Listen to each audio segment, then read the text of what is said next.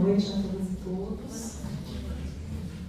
Queria começar muito agradecendo o convite para estar aqui, né? Quem são os pesquisadores?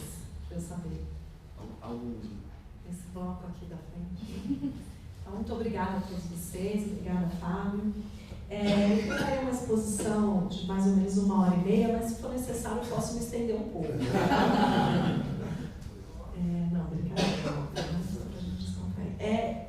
Eu escrevi um artigo, né, assim que eu soube do impacto, assim, impactada, né, pela notícia de que o ministro da Justiça seria o Alexandre de Moraes, e eu nomeei esse artigo de Justiça Bandeirante. Né? Então, eu queria um pouco tentar expressar para vocês, né, o que está por trás, para mim, né, desse conceito de uma justiça bandeirante. Né? E a ideia, na verdade, é um pouco problematizar que o Alexandre de Moraes, a culpa não é dele, certo? Não é ele como indivíduo que é culpado de todos os males que a gente tem para discutir a respeito do que isso representa. Mas ele é uma das pessoas que representa esse projeto, vamos dizer assim, ele gosta de representar o projeto, certo? Embora o projeto de segurança pública bandeirante não tenha nascido com ele, né? Me parece que desceu, de fato, nas caravelas, né? Essa ideia de você ter um Estado que toma conta, certo, de um território por vias militares, certo, exterminando índios, escravizando negros, etc. Parece que esse é um princípio, né, que não foi inventado agora, né? Mas a gente tinha tido, né, apesar de muitas críticas que nós que pesquisamos o campo de segurança pública e justiça criminal, tivemos a fazer, né, por opções que foram feitas nos últimos governos, né, também temos sinalizado que a ascensão do Márcio Tomás Bastos ao Ministério da Justiça, né, na primeira eleição do Lula, representou um marco, certo, de discutir publicamente reformas no Judiciário, de haver um plano, né, nacional de segurança pública, de haver investimentos, esses investimentos direcionados por pesquisa, por formação profissional, quer dizer, uma série de coisas, né, que trouxe um panorama bastante diferente e pela primeira vez, certo, uma ideia de trabalhar numa dimensão de uma transformação, certo, do sistema que não, né, era uma perspectiva que não aconteceu na democratização, né? A Constituinte, a Constituição não tocou, né, na reforma da Justiça, não tocou na reforma do sistema de segurança pública. Em todo o período da democratização, as ideias mais inovadoras, né, apareceram, então, nos dois governos do Lula, principalmente no primeiro, né, com a ascensão desse grupo e tal. Então, é em referência a isto, certo? A isto que o Ministério da Justiça passou a significar em termos de uma condução de políticas inovadoras, que a gente pode fazer uma avaliação disso, tão negativa quanto vocês queiram, certo? Mas colocado em perspectiva foi, né, a coisa mais avançada e mais inovadora que a gente teve, né? Então, nós, de certa forma, nos acostumamos a enxergar no Ministério da Justiça, né, a exposição em discurso, mesmo que esse discurso não tenha resultado tanto quanto a gente gostaria numa transformação de práticas cotidianas, certo? Mas no plano do discurso, no plano daquilo que se escreve no papel, no plano de discurso das autoridades da República, né? O Ministério da Justiça era o que a gente tinha de mais avançado, certo? Em termos de política de segurança no Brasil. Quer dizer, não havia nenhum secretário de segurança pública que fosse mais, certo, interessado em garantias de direito do que o próprio, né, secretário nacional de segurança pública ou o próprio ministro da Justiça, né? Então, isso que a gente tem que contextualizar. E, em segundo lugar, eu queria contextualizar com vocês a construção isso que eu estou chamando de uma justiça bandeirante, né, para a gente ver que, na verdade, enfim, todos esses processos, eles têm na gestão do Alexandre de Moraes uma cereja do bolo, mas eles não começam ali, certo? E também a saída dele da Secretaria de Segurança Pública do Estado de São Paulo não vai significar que a gente vai, então, passar a fazer outras coisas aqui, certo? É isso que eu queria falar. Então, um pouquinho conversar com você sobre o que consiste essa segurança pública e o que ela produz, né? Então, ela consiste, de um lado, a segurança pública, né, e de outro lado, a manutenção da ordem, né? Então, segurança pública seria mexer com a segurança, né, o direito à integridade física, né, o direito à propriedade pessoal, etc., né, toda essa dimensão dos direitos civis, e de um outro lado a manutenção da ordem, que é essa, né, tropa de choque, batendo em manifestante, né, ou a possibilidade, né, da manutenção da ordem com a garantia de direitos, enfim. Então, são essas duas linhas, mas eu, como eu estudo mais a parte de segurança pública, eu vou me deter mais sobre isso, né. Então, no que consiste? O David já falou, né, a missão do Alexandre de Moraes veio para controlar, né, o roubo, né, e ter um impacto no registro de roubos, principalmente com a criação da delegacia eletrônica, se tornou possível registrar roubo de celulares, etc, etc. Então o desafio era grande, porque aumenta o número de notificações e eles tinham que baixar esses índices, certo? Então ficou mais, né, era um desafio bastante grande. E esses dados que mostram a queda do homicídio, que o David já problematizou com vocês, né, com o aumento de mortes em decorrência de ação policial. Então, um programa de segurança focado exclusivamente no policiamento ostensivo. Tá? Então, é isso que é importante a gente entender, no que consiste esse policiamento, né?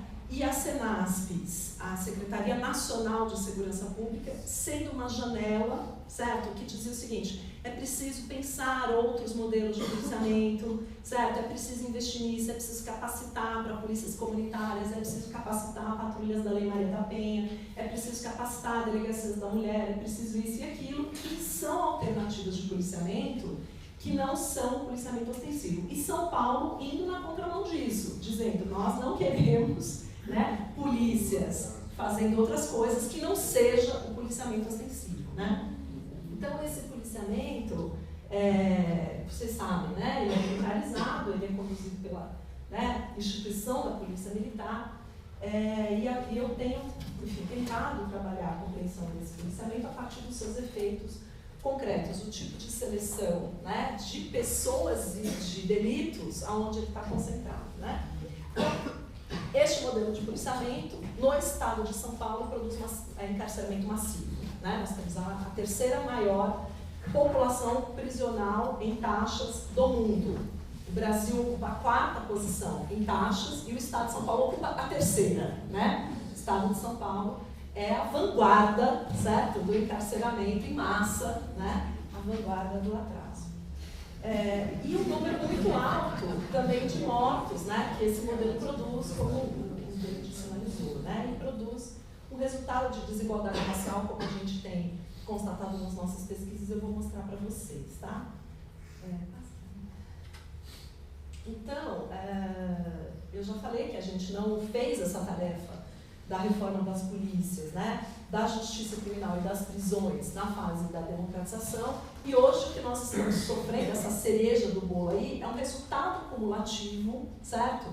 De todo esse acúmulo, né, de caminhar cada vez mais na direção da construção desse policiamento ostensivo e desse encarceramento em massa, né? Diversos estudos já falaram sobre isso.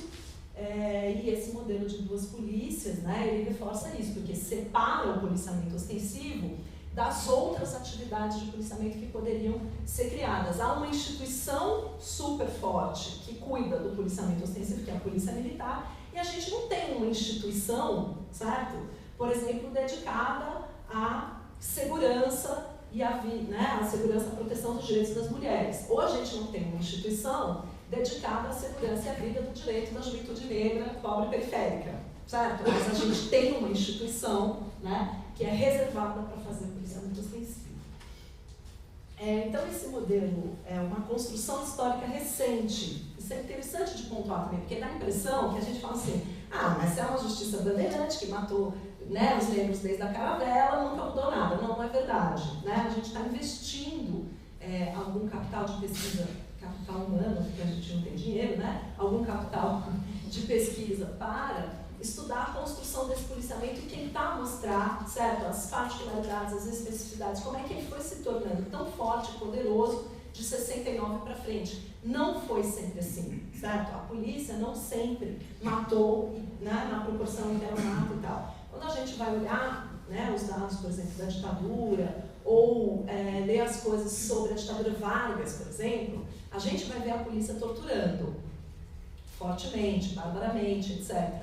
Mas nem de longe, certo? A gente vai ver a polícia do governo Vargas, na época do governo Vargas, né, as polícias estaduais, produzindo números de mortes como a gente vê hoje, certo? Então é importante a gente atentar a isso. É um tema do presente, certo? Não é que desde sempre foi assim. Aí você pode dizer, não, mas é que o genocídio estava ocorrendo sobre outras formas. Ok, daí eu aceito o argumento, né? Só que então a gente tem que entender como é que isso foi sendo transferido e absorvido pela polícia, certo? E deixando, talvez, de ser exercido por bandos armados, por patrulheiros independentes, certo? Por sendo grupos de extermínio e tal, e isso sendo, né, vamos chamar assim de estatizado, né, de alguma forma incorporado nessa instituição. É importante a gente compreender isso, certo? Como é que isso foi, né, migrando de certas formas violentas para outras formas violentas, né?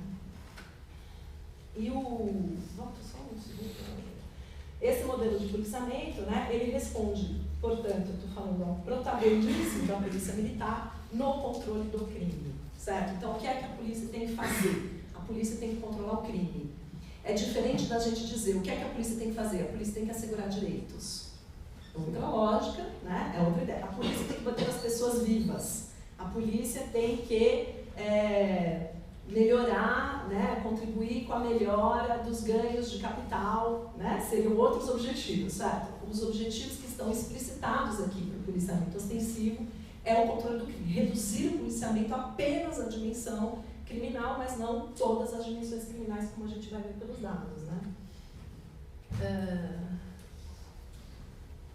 Então a gente tem uma baixa, por exemplo, a Polícia Civil sentiu muito, certo? O impacto do crescimento, né, dessa construção do protagonismo da Polícia Militar. Todo policial civil reclama de sucateamento e desprestígio, certo? Então, os policiais sentem, a gente consegue mostrar através dos dados, que a atividade investigativa da polícia declinou, certo? E essa atividade ostensiva hoje é que recebe toda a atenção, todos os recursos, certo? Então, isso é importante.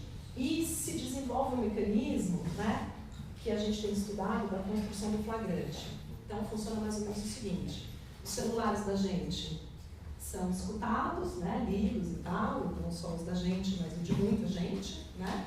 E aquelas pessoas que estão montando essa investigação por escutas ilegais e tal, surpreendem a gente numa conversa dizendo que a gente vai fazer alguma coisa no dia tal, certo? E eles vão lá e nos pegam em flagrante, né? Então, quer dizer, há uma investigação prévia, mas essa investigação não obedece, né, aos códigos, às regras do processo penal, certo? Ela é uma investigação sigilosa, né, e totalmente informal, e de modo que a maior parte da atividade policial hoje se dá por meio de prisões em flagrante. Você fala assim, nossa, nós temos a polícia mais eficiente do universo, porque ela é uma polícia que consegue chegar em tempo real, certo? Em todos os lugares onde os crimes estão sendo cometidos. Não é bem assim. Se você quiser acreditar nessa história, você pode acreditar, né? Mas eu, como uma boa lenda burra, desconfio, certo? Então, esse mecanismo de construção de flagrantes, né, faz com que essa polícia investigativa fique bem, né, bem escondida dentro do sistema de segurança pública, bem desimportante, né? E, de fato, quem administra hoje a clientela do sistema penal é a Polícia Militar através dos flagrantes. Por quê? Porque eles levam o caso todo pronto já para a Polícia Civil. Tem a materialidade, tem a vítima, tem o autor e tem a história, certo? O que a Polícia Civil tem que fazer? Sentar na frente do computador, né, e registrar, certo? A Polícia Civil tem que bater metas, porque existe um programa de metas, né, na Polícia Civil que dá uma bonificação no salário. Então, se tem alguém que me traz a minha meta, né, até a minha mesa, para que eu vou sair da minha mesa? A não ser que eu queira dar uma volta por ali, me exercitar um pouco e tal. Se não for esse o caso, certo? Eles aceitam, né? Então, o protagonismo da segurança pública de todo o sistema de justiça criminal hoje está na mão da PM. Pode passar. Então, isso gerou um crescimento acelerado e massivo do encarceramento, não por crimes contra a vida, mas por crimes patrimoniais e relativos às drogas, certo? Só que no caso do Estado de São Paulo, há uma particularidade interessante, que os crimes patrimoniais são muito mais importantes, né, na composição do trabalho policial e na composição da população carcerária do que os relativos às drogas. Então, a gente fala bastante da guerra às drogas, né? Mas isso não é tão relevante no caso de São Paulo. A nossa guerra aqui é contra os ladrões, certo? A guerra do sistema de segurança pública em São Paulo é contra os ladrões. Daí tem uma diferença em relação ao Rio de Janeiro, tem uma diferença em relação ao Pernambuco, tem uma diferença em relação ao Rio Grande do Sul, que são estados onde você vai ver que a composição da população carcerária, né, por tráfico de drogas é muito mais representativa do que a nossa. Só que como nós temos um número de presos, né, muito grande, talvez o número de pessoas, né, seja até maior do que nesses estados, mas percentualmente não é. Tá? Então esses são os resultados, né? O crescimento da população é Brasil, né, o crescimento da população encarcerada, que cresceu 81% desde 2005, né, até 2013. E São Paulo cresceu um pouco antes desse período. Tá? O perfil dessa população encarcerada, né, jovem, na sua maioria, até menos de 29 anos, negra, sendo que o encarceramento no Brasil é 1,5 vezes maior para pessoas negras do que para pessoas brancas. 40% desses presos são provisórios, né? E daí a importância do flagrante, entendeu? O cara é pego em flagrante, vai para a cadeia, e daí os juízes, né, depois vão se virar, o Ministério Público vai se virar para dar conta, né, desse contingente que entra. O tipo de delito, né, mais importante, isso é Brasil ainda, né? Esses dados estão no mapa do encarceramento, que eu coordenei, tem online para quem quiser ver. Então essa faixa aqui do roxinho, são os crimes patrimoniais, né? Que somados com os crimes de drogas, que são esse roxinho mais claro, é o que eu tenho chamado de crimes relativos à circulação indevida da riqueza. É riqueza indevida que está circulando indevidamente e todo o sistema de segurança pública e o sistema de justiça está preocupado basicamente com isso aí, né? O vermelhinho lá são crimes contra a pessoa, certo? Dentro desses está tudo, inclusive o homicídio, mas tudo, estupro e tal, né? Ali dá para a gente ver que não é, né, o foco do sistema de justiça criminal. Então, por isso que eu estou chamando a atenção para esses crimes da circulação da riqueza. Tá? Aí dá para a gente ver bem o perfil etário, né? Essa barrinha azul são as pessoas com menos de 29 anos, certo? Que são presas, autoexplicativo. Sendo que o estado de São Paulo ocupa a quarta posição, certo? No estado que mais encarcera jovens. Aí, quesito racial, né? A barrinha vermelha são os negros encarcerados, certo? Dá pra gente ver que não apenas é uma proporção maior, como ela também é crescente, certo? Daí, se a gente soma a variável racial com a variável etária, dá pra gente ver que tem um perfil bastante selecionado. Sendo que o estado de São Paulo é o campeão do encarceramento negro no Brasil. Isso em taxas, certo? Então, não adianta vir com o argumento de que prende mais negro porque tem mais negro. Não, estamos falando em grupos de 100 mil brancos e grupos de 100 mil negros, certo? Então, dá uma diferença aí bastante grande, né? E também não vamos discutir o argumento de que os negros são mais presos porque eles são mais criminosos, certo? Não dá para a gente aceitar isso, certo? A gente está falando de um princípio de política pública, de um princípio de organização do modelo do policiamento que está visando esse tipo de crime e essa população, e não uma outra população e um outro tipo de crime, senão, né, a gente teria por exemplo, se a gente tivesse realmente um sistema de segurança preocupado com homicídios, a gente teria que ter uma população carcerária mais branca, certo? Porque os dados que a gente conhece sobre presos em flagrante por homicídio apontam uma maioria branca, certo? Entre as pessoas que são presas por homicídio. Contudo, né, quando a gente vai olhar a composição da população carcerária, isso se inverte, né? Por quê? Porque o sistema não está visando os crimes contra a vida, ele está visando a circulação indevida da riqueza. Né? Também não há circulação indevida da riqueza nos grandes negócios, né? Nós temos a circulação indevida da riqueza naqueles crimes que são visíveis, certo? Quando a viatura do policiamento ostensivo passa. Portanto, os crimes que são cometidos no espaço da rua, né, e no espaço das habitações que são penetráveis, devassáveis, certo? Aqueles que são cometidos na penthouse do meu condomínio, né, eles não serão visíveis à viatura do policiamento ostensivo, né? Então, é importante a gente levar isso em consideração para não ter aquela coisa, você está falando que os negros são mais criminosos. Não, eu estou dizendo que eles são mais vigiados, certo? Bom, esse é um outro dado, aqui é sobre a cidade de São Paulo, né, um trabalho em parceria que a gente fez com o Serviço Funerário e com o Fábio quando ele estava lá na prefeitura, né, que mostra um dado de outra forma que o David já mostrou. É o peso das mortes cometidas por policiais sobre o total de mortes violentas na cidade de São Paulo. Então, se vocês lembrarem, o David falou, era 4% no Brasil, passou a ser 5% no Brasil, as mortes cometidas por policiais sobre o total de mortes violentas. Aqui, olhando só a cidade de São Paulo, a gente vai ver que no ano 2000, 5% das mortes violentas eram cometidas por policiais, e no ano de 2014, a gente passa para 21% das mortes cometidas por policiais. E daí vocês vão ver o peso das gestões, certo? Essa faixa aqui, a gente está falando do Ferreira Pinto, entre o Grela, a gente tem, certo? Uma coisa evidente, certo? O esvaziamento da gestão do Grela, né? E daí quando assume o Alexandre de Moraes. O SPTV solicitou via Lei de Acesso à Informação os dados sobre isso, e eles disseram que esse número subiu para 25%, certo? Eu não quero me comprometer com essa análise, porque eu não vi os dados, eu não sei se se o jeito como eles compilaram é comparável ao jeito que eu compilei. Então, certo? Há um indicativo, vamos dizer assim, sabe quando a gente fala paralisação com indicativo de greve, certo? Então, é com indicativo, certo? Aqui de ascensão, mas precisaria que a gente, né? Porque você sabe que os dados estatísticos, eles só ficam disponíveis com qualidade 2 anos depois, né? Então, agora a gente teria condição de começar a analisar os dados sobre 2015, né? A gente tem uma defasagem para analisar. Bom, então, perfil racial, também eu já falei, né? Na cidade de São Paulo, 64% das pessoas que são mortas pela polícia são negros. Então, por isso que eu estou falando de bandeirante, tá?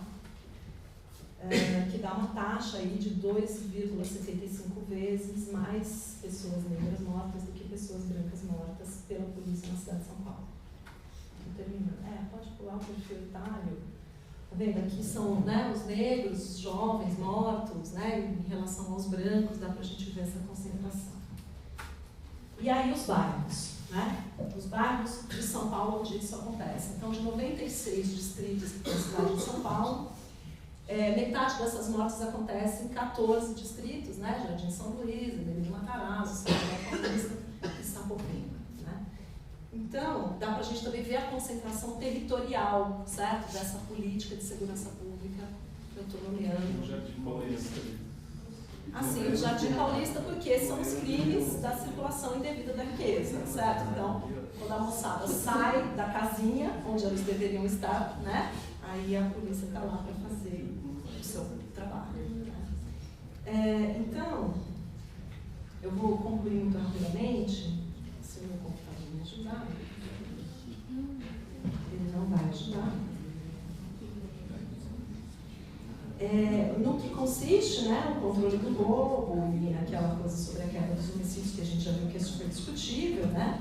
E o que ela produz, né? Prisões em flagrante, mortes em ações policiais, focado nesse perfil jovem racializado. Então, não é que o Alexandre de Moraes iniciou isso, mas quando ele assume, ele acredita nesse modelo, ele vai com força, como diria em Minas, né? Ele garra mesmo, entendeu? Ele diz, é isso que a polícia tem que fazer, é isso que a segurança pública tem que ser, certo?